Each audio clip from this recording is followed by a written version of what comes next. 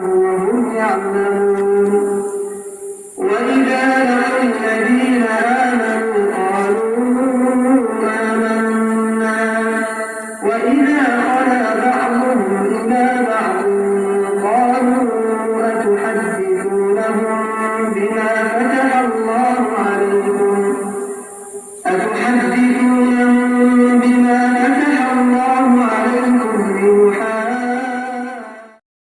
Sya'ban. Bulan Sya'ban adalah bulan yang sangat mulia karena bulan ini diapit oleh bulan mulia yaitu bulan Rajab dan bulan Ramadan. Bulan Sya'ban ada di tengah-tengah, ya. Sebelumnya Rajab, kita tahu Rajab itu termasuk As'arafa minha arba'atul hurum, bulan yang dimuliakan oleh Allah Subhanahu wa Ta'ala, di mana Rajab disebut juga sebagai Syahrul Istighfar, bulan yang kita sangat-sangat dianjurkan untuk memperbanyak istighfar. Untuk apa? Untuk supaya bersih diri dosa-dosa kita kepada Allah Subhanahu wa Ta'ala selama ini. Barokah istighfar yang banyak di bulan Rajab, insya Allah dosa-dosa sebesar apapun akan diampuni oleh Allah Subhanahu wa Ta'ala. Kalau hati ini sudah bersih, ya, dari kotoran noda dan dosa, itu menumbuhkan satu ketenangan di dalam pikiran kita, satu kenyamanan di dalam ibadah kita. Karena apa? Kotoran itu sudah seperti hilang. Kotorannya sudah seperti hilang. Untuk melanjutkan amaliyah yang lebih besar lagi, insya Allah dimudahkan oleh Allah Subhanahu wa Ta'ala. Kemerungsung hati karena istighfarnya, karena taubatnya akan menumbuhkan semangat yang kuat dalam mendekatkan diri kita kepada Allah Subhanahu wa Ta'ala. Maka beberapa waktu lalu saya sampaikan, jangan kurang istighfar dari satu hari itu 1000 kali istighfar. Ya, sudahkah dilaksanakan? Insya Allah sudah banyak istighfar. Ya, Astagfirullahaladzim. Apalagi dosanya banyak masa lalu. Di samping istighfar diiringi dengan sholat taubat. Sholat taubat. Ya, bapak-bapak nih, bapak-bapak termasuk saya, ibu-ibu yang sudah setengah tua, ya, jangan lupa sholat taubat setiap malam. Jangan lupa sholat taubat setiap malam. Bersih diri.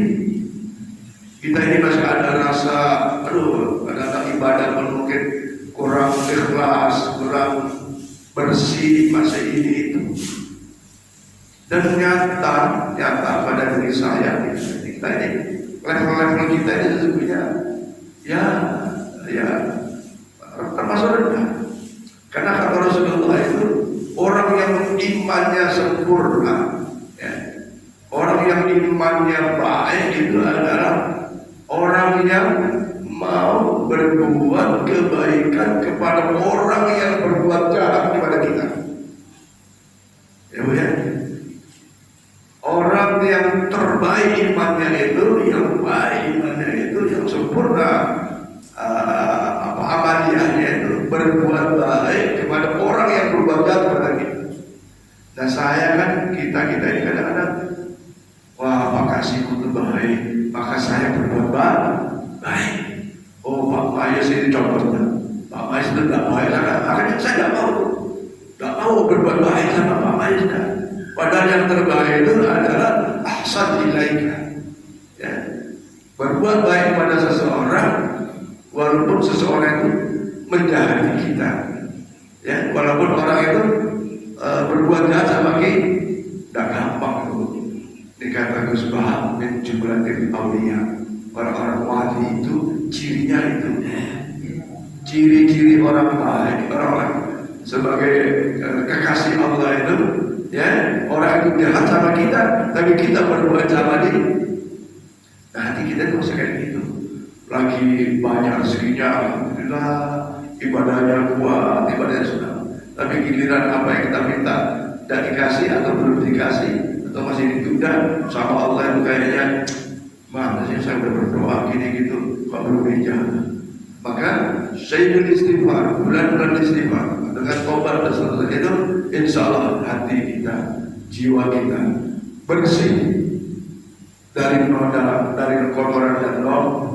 Mudah-mudahan demikian. Nasaban, kalau Rasulullah dalam hadis itu sebutkan seperti minggu lalu itu, Rajab Syahrullah, bulan Allah menurunkan ampunan, bulan Allah malah memberikan banyak kebaikan, bulan Allah yang turunkan rahmat yang paling banyak, sehingga kayak disok gitu, kayak dicurahkan gitu.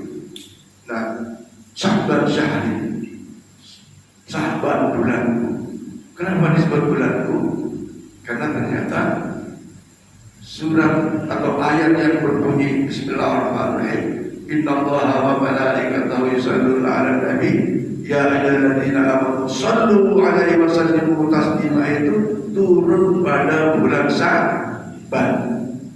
Perintah memperbanyak sholawat kepada Rasulullah itu turunnya bulan Sya'ban. Dan bulan Sya'ban. Maka perbanyaklah sholawat kepada Rasulullah Muhammad sallallahu alaihi wasallam. Sya'ban. Dan Sya'ban pula Allah angkat seluruh amaliyah kita tahunan, ya, amaliyah tahunan kita diserahkan, diangkat kepada Allah Subhanahu wa taala, itu juga terjadi pada bulan Sya'ban. Maka tidak ada amalan puasa yang lebih banyak Rasulullah kerjakan kecuali di bulan Sya'ban. Di puasa sunnah bulan Sya'ban. Nah, maka ya kalau bisa adalah satu hari kita puasa di bulan Sya'ban. Kalau pertama, kedua, ketiga sudah lewat, ya nanti ada pada saat nisfu Sya'ban. Insya Allah nisfu Sya'ban masjid kita akan mengadakan doa-doa nisfu Sya'ban pada malam minggu depan. Malam minggu depan tanggal 24. Malamnya nisfu Sya'ban, paginya Isra Mi'raj. Ya, jadi Sya'ban sebagai bulan Rasulullah, kita harus menganjurkan banyak-banyak bersolawat kepada Rasulullah Muhammad SAW dan amaliyah nafilah, amaliyah sunnah, termasuk puasa di dalamnya, karena bulan puasa amal kita diangkat oleh Allah Subhanahu wa taala. Yang ketiga, Sya'ban ya digunakan sebagai latihan fisik. Kalau Rajab latihan hati, bersih diri, ya, dari hasad, iri, dengki, hasad dan seterusnya, dari riya, ujub dan seterusnya. Sya'ban latihan fisik untuk menghadapi bulan yang sangat agung, bulan suci Ramadan. Kenapa? Kalau kita ada latihan, ibarat anak-anak sekolah itu ulangan, ujian, ada belajar, itu insya Allah pada saat ujian datang, waktunya nyaman kita kerjanya. Maka dilatih diri ini untuk istiqomah dalam sholat-sholat fardunya, dalam sholat-sholat fardu dengan berjamaahnya. Syukur-syukur ada latihan puasa. Biasa sarapan, tidak usah sarapan dulu. Biasa sarapannya 2 piring, 1 piring aja dulu. Atau latihan puasa. Dan walaupun sesungguhnya insya Allah kita sih dapat latihan sudah biasa. Tapi sungguh begitu latihan itu penting untuk melatih pencernaan kita dan seterusnya. Bulan latihan fisik menghadapi bulan Ramadan yang sangat agung.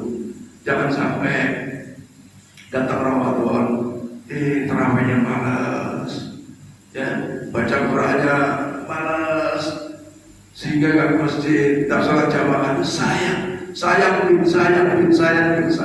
sekali. Maka ayo kita sambut Ramadan, marhaban ya Ramadan, ya Qulubikum, selamat datang Ramadan. Kita sambut Ramadan dalam keadaan sehat walafiat dan siap mental, siap fisik untuk beramaliyah di bulan suci Ramadan. Ya. Dan Ramadan kita Ramadan tahun depan setidaknya punya target. Ya, kita boleh punya keinginan kuat. Apa target kita? Setidaknya 3. Pertama, datang Ramadan kita mendapatkan ampunan Allah Subhanahu wa Ta'ala. Ramadan datang kita banyak mendapatkan rahmat Allah Subhanahu wa Ta'ala, yang karena kita isi dengan puasa Ramadan, kita isi dengan qiyamul lail, sholat tarawih, sholat tahajud, sholat witir, sholat tahajud, sholat taubat, sholat hajat, sholat sunnah lainnya. Kemudian yang ketiga, dengan Ramadan semoga kita termasuk idkum minan nar, terbebas dari azab nerakanya Allah Subhanahu wa Ta'ala. 3 ini kita capai, insya Allah hidup bahagia fid dini wad dunya wal akhirah. Amin ya rabbal alamin. Para jemaah sekalian, untuk saya sementara ini karena saya ingin mengantarkan kata saya, jadi saya mengingatkan sementara. Boleh dilanjutkan Pak Ayah atau Pak Nadi? Ya, Pak Yahya sekali lagi ini insya Allah beliau paham tentang berbagai penyakit dan obatnya, ya walaupun ya bukan Pak Dokter, tapi pengalaman kesehatannya sangat lama, tugas di Pontianak, tugas di Papua, berarti mana-mana dari angkatan darat, dan terakhir beliau tugas di rumah sakit Rukit rumah sakit di Sucipai. Saya kira demikian, saya mohon maaf. Kemudian Bapak Ibu semua dalam sehat walafiat, panjang umur, sampai Ramadan bisa berlaksana sebaik-baiknya, dipenuhi dengan rezeki Allah, dengan rezeki yang banyak, yang halal, yang barokah, dijadikan rumah tangganya sakinah, mawaddah, warahmah, diberikan anak yang soleh dan solehah, insyaallah bahagia dunia dan akhirat. Wafat kita husnul khatimah, dapatkan sahabat dan Rasulullah Muhammad sallallahu alaihi wasallam. Amin ya rabbal alamin. Untuk saya akhiri, wassalamualaikum warahmatullahi wabarakatuh. Silakan Pak.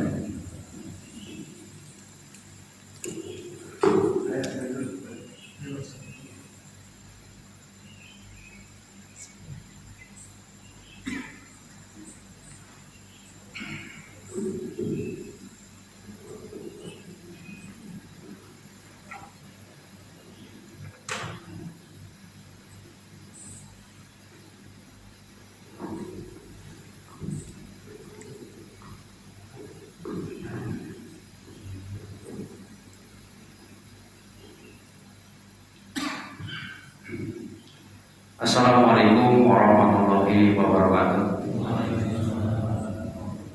Hadirin rohullah yang dirahmati Allah, mari kita panjatkan puji dan syukur kita kehadirat Allah Subhanahu wa Ta'ala yang selalu dan senantiasa memberikan rahmat, taufik dan hidayah kepada kita semua, sehingga di pagi hari ini hati dan kaki kita masih dilangkahkan oleh Allah Subhanahu wa Ta'ala ke masjid yang kita cintai dalam keadaan sehat walafiat. Amin ya rabbal alamin.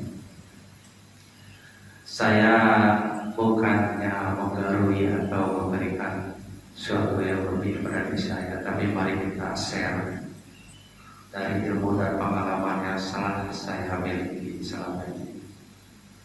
Ada peribahasa, apabila kita punya ilmu sedikit, maka sampaikanlah supaya kita bermanfaat di kemudian hari. Hadirin rahmatullah yang dirahmati Allah, pada usia lansia ini sesungguhnya banyak penyakit yang datang kepada diri kita. Salah satu di antaranya adalah osteoartritis. Apa osteoartritis itu? Adalah pengapuran terhadap tulang atau sendi-sendi. Biasa bapak-bapak itu rusak pegel, merasa sakit, pilu dan sebagainya, itu adalah osteoartritis. Ada lagi yang peribahasa mengatakan dalam medis itu osteoporosis. Apa itu? Itu adalah penggerombosan tulang.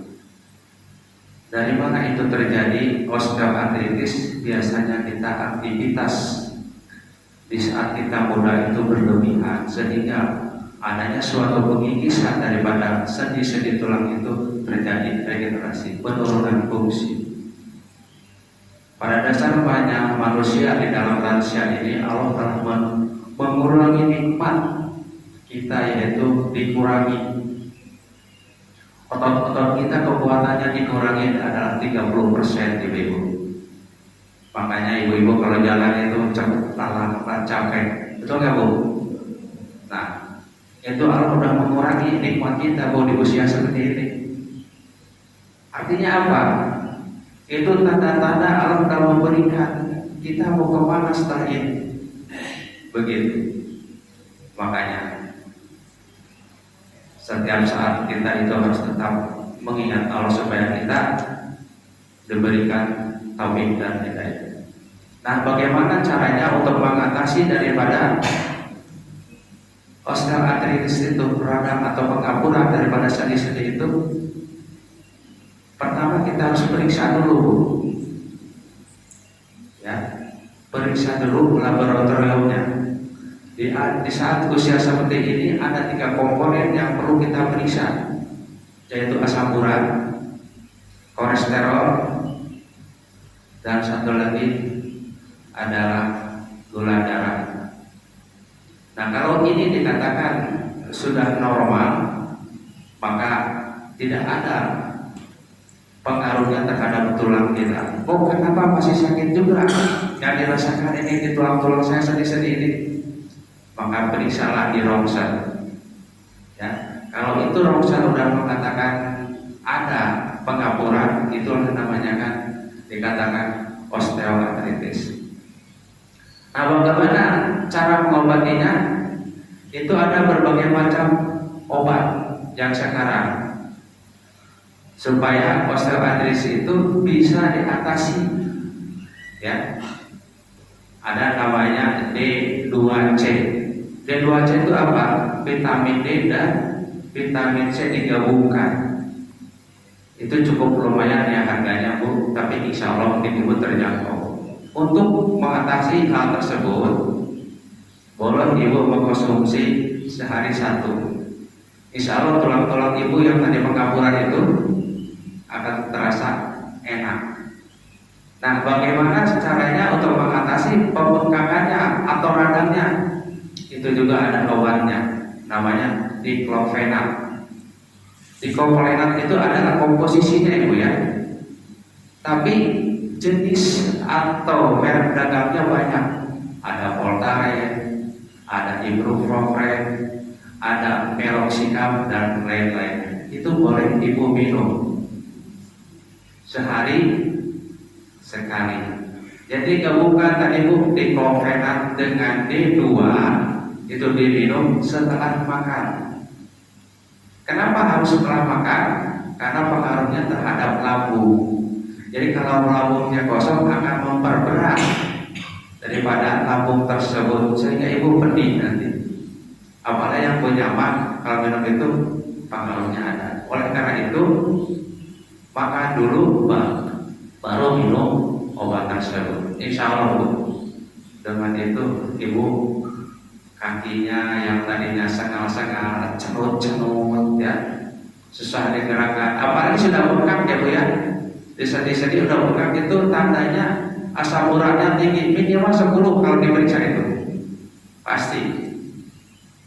Sekarang ada metode namanya IC-TANS. IC-TANS itu sekitar 200.000 untuk mengecek gula darah, kolesterol dan asam urat. Itu bisa dibeli di apotek atau di supplier alat kesehatan. Itu kalau Ibu punya duit tersebut wajib itu punya Bu. Jadi kalau misalnya sengal-sengal, sakit-sakit, tinggal bikin aja sendiri, nggak usah pakai ke apotek kemana, di rumah bisa. Nanti dilihat beberapa kemudian akan timbul angkanya. Ya. Nah, bagaimana angka tersebut yang dikatakan normal atau tidak normal? Contoh misalkan asam urat, itu asam urat normalnya itu sekitar 5 Bu. Kalau lebih dari 5, 7, 8, Ibu pasti ada pembengkakan di kaki, terutama di lutut-lutut, di sendi-sendi kita. Yang kedua gula darah. Gula darah itu biasanya normalnya itu sekitar 80 Pas saya menikah, kalau kolesterol 176. Nah, kalau lebih dari itu diwaspadai, berarti sudah ada penyakit di dalam tubuh kita, Bu. Ya. Di samping obat, ibu pola makan, pola tidur, pola istirahat itu betul-betul harus teratur. Terutama masalah stres.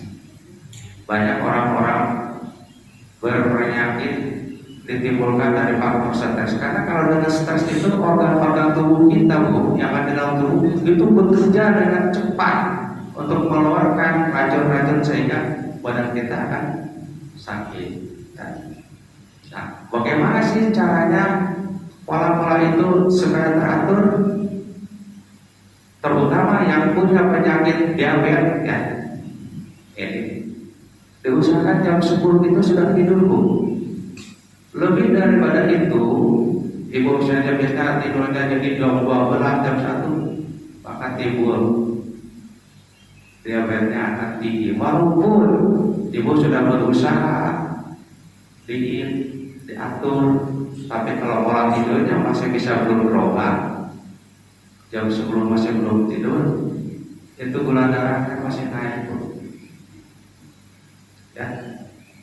Nah, kalau sudah gula darah yang naik, ibu jangan sampai tidak mau berubah, malas karena ngantrinya lama, tidak boleh. Karena semakin dibiarkan semakin parah. Terjadi yang namanya komplikasi di dalam tubuh kita. Kita bahas masalah diabetes. Komplikasinya apa, Bu? Nanti kerusakan ginjal. Kedua, mata, retinopathy, jadi semacam katarak, terjadi kebutaan. Ini komplikasinya banyak, ke jantung koroner. Begitu ibu jalan aja udah 10 meter udah cekam-cekam, harus pakai oksigen di rumah. Nah, ini jangan sampai terjadi seperti itu. Ya, jadi pola-pola tadi yang saya sebutkan itu dilaksanakan dengan baik. Mentang-mentang dia lagi sehat, hantam aja, makan sate, makan ini, begitu. Tahu-tahunya kolesterolnya tinggi, tahu-tahunya tensinya naik. Boleh ibu makan seperti itu, tapi tidak berlebihan. Karena apa? Di dalam tubuh kita kalau tidak ada hormon itu, Bu, lemas. Contohnya apa? Kita lagi puasa, itu lemas nggak, Bu? Itu salah satu kekurangan hormon di dalam tubuh kita. Bukan berarti yang orang diabetes itu tidak boleh makan. Boleh, tapi teratur. Salah satu contoh saya kasih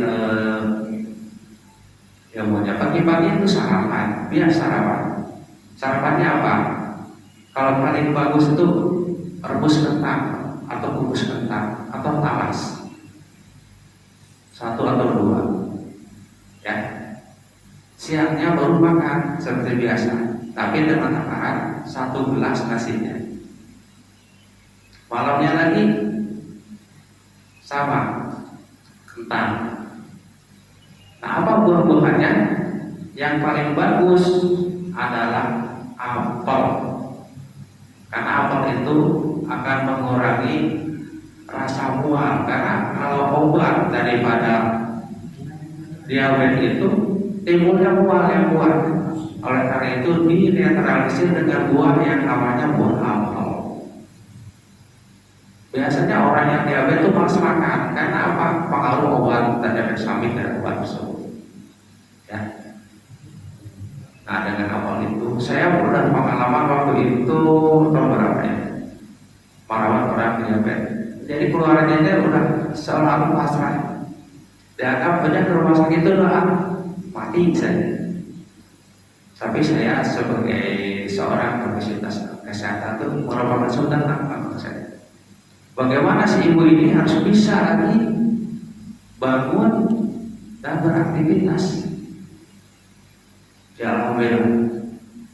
Pertama si ibu itu tidak bisa bangun, tidak mau makan. Begitu saya cek obat apa sih yang diberikan, Oh ternyata ada efek samping terhadap lambung. Saya sarankan sama dokter konsultasi dok, kalau obat ini sebetulnya digunakan bukan untuk orang yang kurus, tapi digunakan untuk orang yang gemuk. Namanya glukomek untuk gula. Begitu dia minum terus, dia tambah karena efek sampingnya itu. Kalau nama ibu-ibu seperti itu terus mentah-mentah, kondisinya akan drop. Maka saya sarankan sama dokter konsultasi diganti aja, jangan bilang. Nah, bagaimana memacu untuk makannya? Nah itu saya kasih apel bu, terus pagi-pagi. Alhamdulillah bu, si ibu itu akhirnya infus, tidak bisa keluar mandi, sudah bisa keluar mandi, sudah bisa duduk. Suaminya dan anaknya itu kaget. Kok bisa ya? Bisa seperti ini kan? Oleh itu saya sarankan sama bapak dan ibunya, bapak jangan menganggap ibu itu seolah-olah udah tidak ada, tapi kita berusaha sebagai seorang keluarga itu bagaimana keluarga itu harus sehat, setelah dan yakin dan pengobatan itu. Ya. Itu dari segi penyakit diabetes. Yang kedua biasanya di saat itu ibu-ibu atau para remaja yang sudah terjadi itu adalah CA mama. Apa CA mama itu? Adalah tumor payudara. Itu jarang terdeteksi sedini mungkin karena mungkin adanya kurang pengetahuan ilmu tentang itu. Saya menemukan kasus-kasus itu udah stadium 4, udah berobat ke kucing, saya tanya, tapi tidak berhasil. Kenapa tidak berhasil? Karena di saat ke kucing itu udah stadiumnya sudah lewat. Nah, bagaimana caranya supaya kita bisa mendeteksi tumor mama itu jangan sampai terjadi ke stadium yang lebih tinggi? Salah satunya adalah sasarin. Jadi pertama itu bijinya seperti kecil ya, seperti biji sawi. Kalau kita disasarin itu ada yang kecil-kecil, terasa. Kalau dibiarkan itu menjadi nanti seperti kelereng, naik lagi stadium. Kedua seperti bakso besarnya. Yang ketiga seperti jeruk manggis. Nah kalau sudah seperti jeruk itu manggis keras, itu sudah stadium paru, itu sulit untuk diobati. Ya, jadi kebanyakan seperti itu. Kalau ibu-ibu mungkin nanti di posyandu ingin mengetahui tentang bagaimana mengatasi masalah stadium 4, saya insya Allah akan berikan ilmu yang apa saja. Ibu-ibu kumpulkan di mana di posyandu, kita kasih harapan, kasih ilmu, kita berbagi. Jangan sampai udah stadium 4 baru ibu-ibu berobat, ya percuma bu. Duit 1 karung juga habis, tapi tidak akan sembuh. Ya, jadi seperti itu. Barangkali apa yang saya sampaikan ada yang ingin ditanyakan, silakan. Bebas, ya kan, Pak Asep? Udah nggak apa-apa.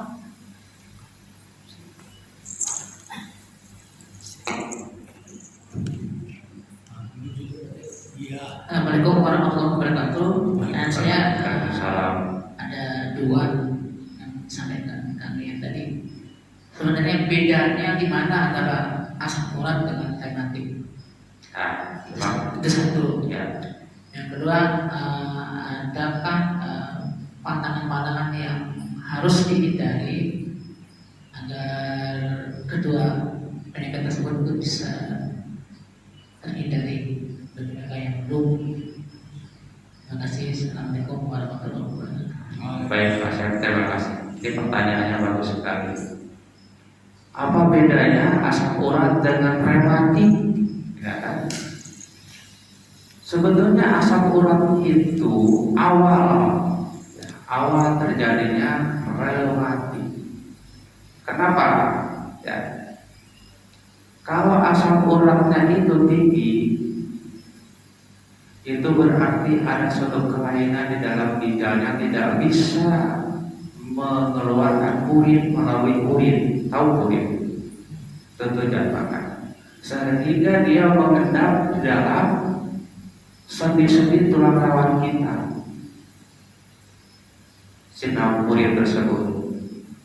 Kalau itu terlalu lama mengendap, maka kalau kita gerakan si otot-otot kaki kita, sendi-sendi, si urin itu yang kristal itu pecah bagaikan beli. Nah, pecahan itu yang akan menusuk ke tulang rawan kita, akhirnya bengkak, infeksi. Itulah yang disebutkan dengan rematik. Jelas Mas? Nah, itu awalnya dari asam urat tuh, timbulan jadi rematik. Nah, bagaimana pantangannya? Bukan karena tidak boleh makan ini, bukan makan itu, tapi ginjalnya sudah mulai ada kerusakan, sehingga tidak bisa lagi diabsorpsi atau dikeluarkan si urin itu melalui urin. Jadi yang pertama kita betulkan dulu adalah ginjalnya. Bagaimana caranya memperbaiki ginjalnya? Banyak sekarang ya. Pertama itu ada namanya bumbu-bumbu dapur, semacam serai, semacam jahe, dan ada lagi kayu manis, ada lagi daun salam. Itu direbus atau diseduh, itunya diiris-iris, seduh aja sama air yang udah matang mendidih. Nanti kalau udah hangat disaring, minumkan. Bagaimana cara minumnya? Di tengah malam kalau mau tidur minum, insya Allah nanti dikeluarkan itu yang kotoran-kotoran itu, yang kristal-kristal itu mulai itu ya.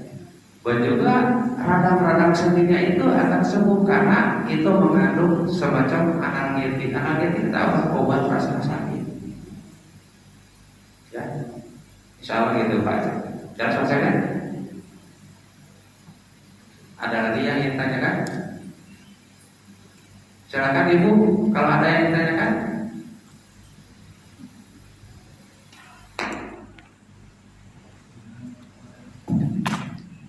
Saya Pak mau Saya dua pertanyaan saya Pak. Yang pertama tadi terkait dengan osteoartritis. osteoartritis. Nah, jadi itu kan penyakit yang mungkin nanti akan banyak kita alami pada saat usia tua. Mungkin ada tipsnya, mungkin apa buah atau sayur yang mungkin dianjurkan untuk kita konsumsi untuk mencegah itu baik. Kemudian yang kedua tadi Bapak menyebut, saya tertarik dengan apa namanya itu Pak, untuk menyehatkan ginjal kita Pak ya. Jahe, Apa namanya? Minum apa tadi? Jahe, serai, ramuan-ramuan yang ada bumbu dapur. Cuma kan nggak boleh banyak juga Pak, mungkin Pak ya. Mungkin ada apa namanya? Takarannya gitu Pak. Ya, terima kasih. Tadi pertanyaannya bagaimana caranya mencegah gitu kan terjadinya osteoartritis atau pengaburan. Seperti yang saya sampaikan bahwa di usia lanjut usia itu akan terjadi di semua manusia. Karena ibaratkan diri kita itu mesin mobil. Kalau sering dipakai, contohnya dari sini ke Sintang, dari sini ke Ketapang, otomatis akan ada suatu rangkaian atau sistem daripada mesin tersebut kehausan atau rusak, sehingga harus diganti oli dan sebagainya. Manusia juga sama. Manusia organnya itu yang sangat vital itu banyak sekali ya. Mulai dari jantung, paru-paru, ginjal, liver dan sebagainya. Nah, berkaitan dengan penyakit tersebut, bagaimana sih caranya mengatasi?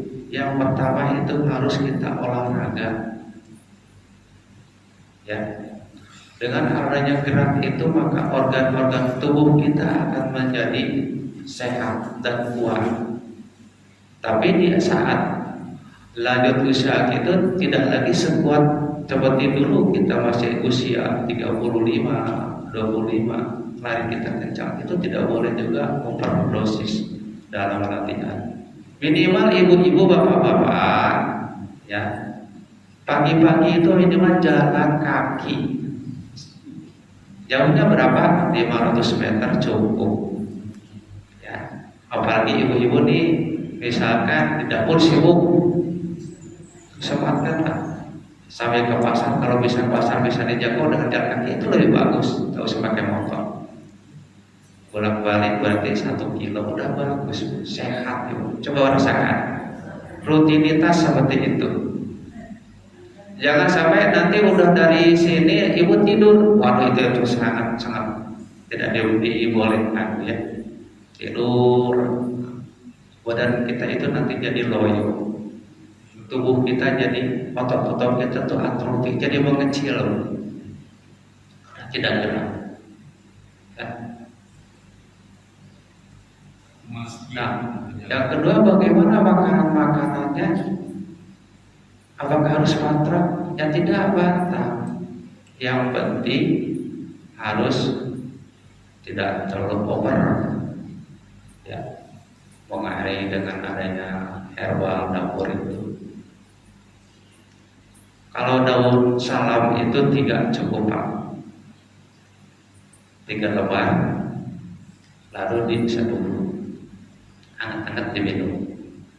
Kalau sereh itu cukup 2 batang, dicuci, diiris, rebus, minum. Ya, jahe cukup lah, sebegini, cuci geprek, seduh, minum. Insya Allah badan kita akan segar. Apalagi tadi pertanyaan itu ya ibu-ibu. Mungkin itu yang bisa saya sampaikan. Lebih dan kurangnya saya mohon maaf. Saya akhiri. Wabillahi taufiq wal hidayah. Wassalamualaikum warahmatullahi wabarakatuh.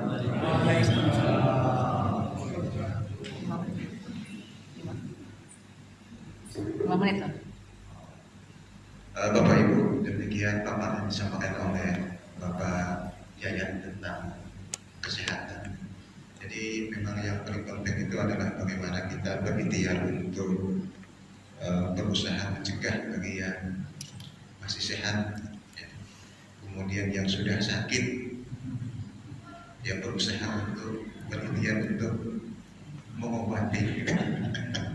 Jadi memang kita ini kalau saya merefleksi ya Pak ya, nikmat Allah itu yang paling besar setelah iman itu memang kesehatan. Jadi cuma begini, kita itu tidak merasa kesehatan itu nikmat besar ketika kita sehat gitu. Jadi kapan kita merasa bahwa kesehatan itu merupakan nikmat yang besar? Ternyata ketika kita sakit Pak. Jadi saya sedikit ini pengalaman Pak, bukan curhat Pak. Jadi pengalaman saja. Dulu tahun kita sampaikan ke Solo ketika saya usia 40 tahun Pak. Jadi sekarang sudah tua juga usia saya, ternyata 50 lebih 51. Pada saat saya usia 40 tahun Pak, saya terkena penyakit insomnia. Itu ternyata luar biasa. Jadi susah tidur. Jadi kalau kita malam-malam itu jam 2 itu masih susah mau tidur, itu sudah dipaksa-paksa masih meleleh itu, dipaksa itu akhirnya tertidur, nanti sholat subuh itu terbangun. Pada saat sholat subuh itu saya alami selama 1 tahun.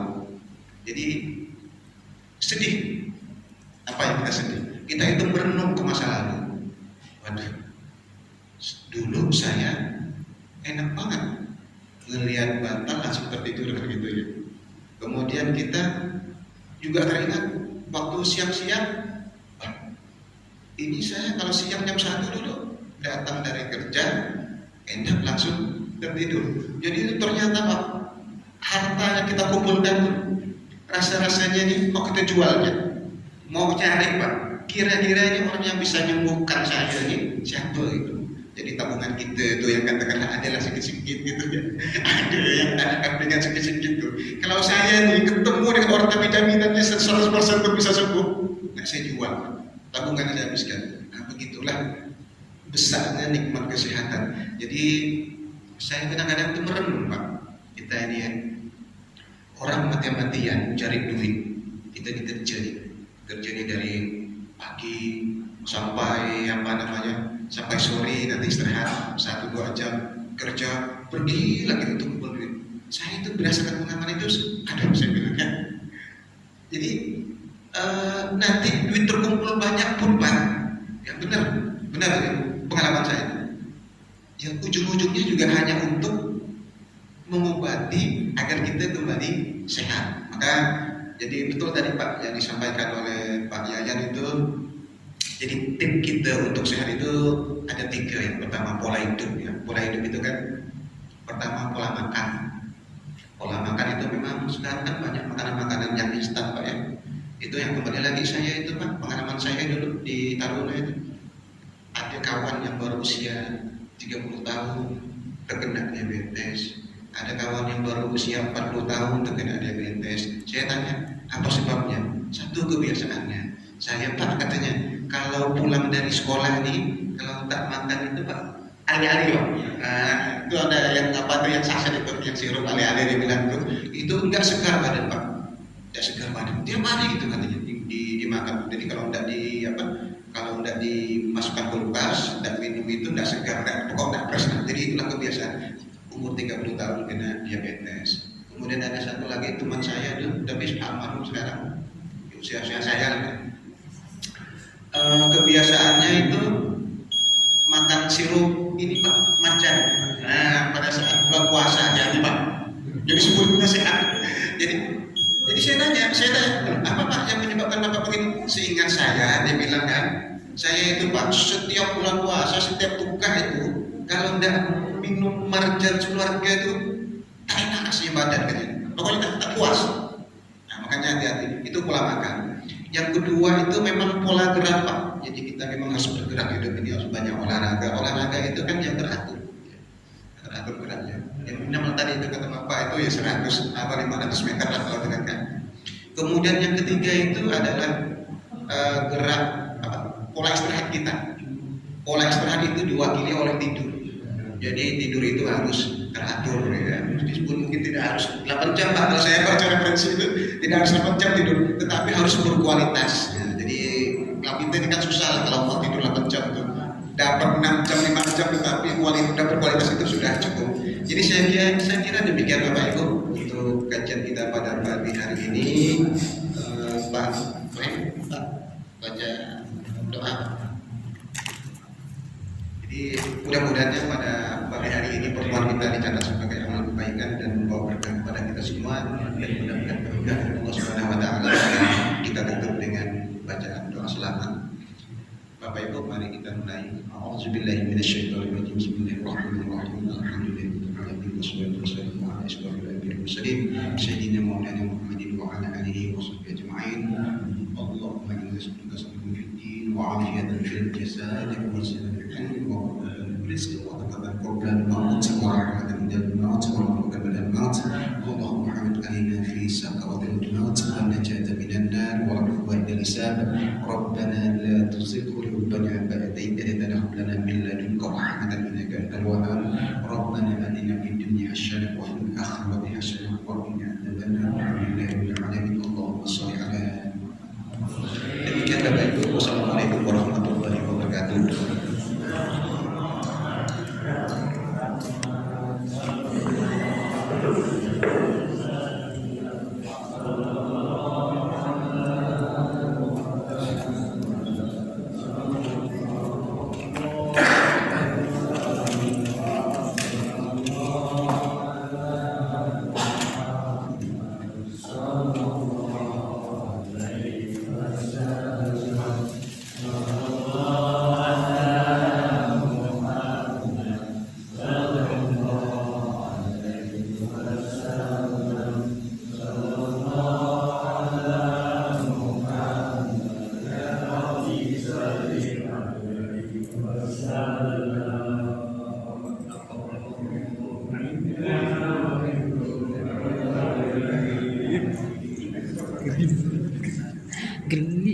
suka gitu kok.